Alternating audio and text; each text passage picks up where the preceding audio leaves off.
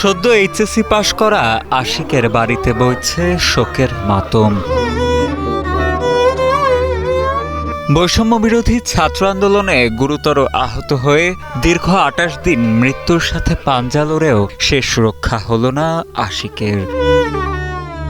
গত ১ September Bangabandhu Sheikh Mujibur Rahman medical college হাসপাতালে চিকিৎসাধীন অবস্থায় মৃত্যু হয় তার। ব্রেন হেমোরাইজ হয়ে গেছে, পরে সে গতকালকে মারা গেছে। কুড়িগ্রাম জেলার উলিপুর উপজেলার বুড়াবুড়ি ইউনিয়নের সাতভিটা এলাকার বাসিন্দা চাঁদ মিয়ার ছেলে আশিক বাবু শৈশবেই মাকে হারায় সে।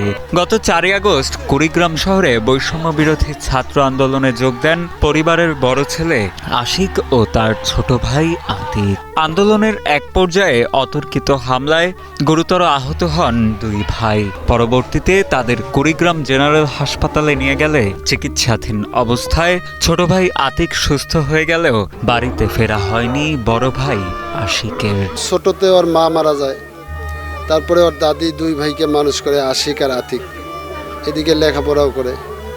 আর ছাত্রের প্রতি তো একটা ছাত্রর টান থাকে আলাদা। আমরাও একসময় ছাত্র ছিলাম।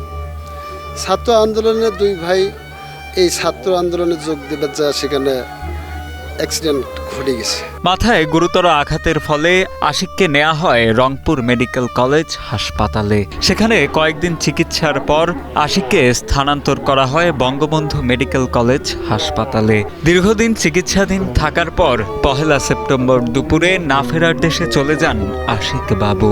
আতিক সুস্থ ছিল, কিন্তু আশিক ততটা সুস্থ ছিল না। তারপরে রংপুরে নিয়ে যায়, রংপুরে চিকিৎসা করার পরে সুস্থ না হওয়ার কারণে আবার ঢাকা নিয়ে যায়। কালকে হঠাৎ করে শুনলাম যে ঢাকা পিজি হাসপাতালে সে ইন্তেকাল করছে।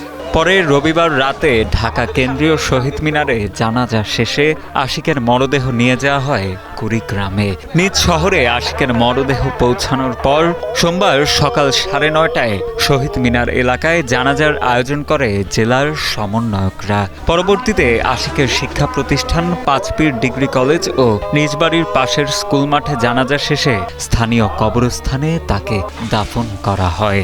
আশিকের এমন মৃত্যুতে শোকাহত পরিবার সহ স্থানীয়রা। আমার এক ভাই মারা গেছে, তো শহীদ আশিক ভাই যে মারা গেছে, কে মারলো আপনাদের মাধ্যমে বিচার চাই, যেন এর বিচার আমরা এই মাটিতে, এই কুড়িগ্রামের মাটিতে দেখতে চাই।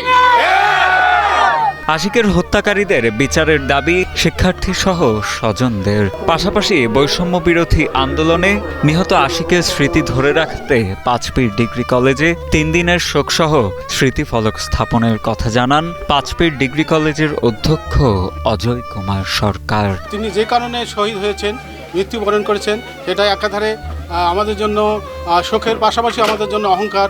আমরা তাকে নিয়ে গর্বিত। সে যে দুনিয়া ছেড়ে চলে গেল, আমরা তাদের বিশ্বাস চাই। সর্বোচ্চ শাস্তি ফাঁসির দাবি জানাচ্ছি।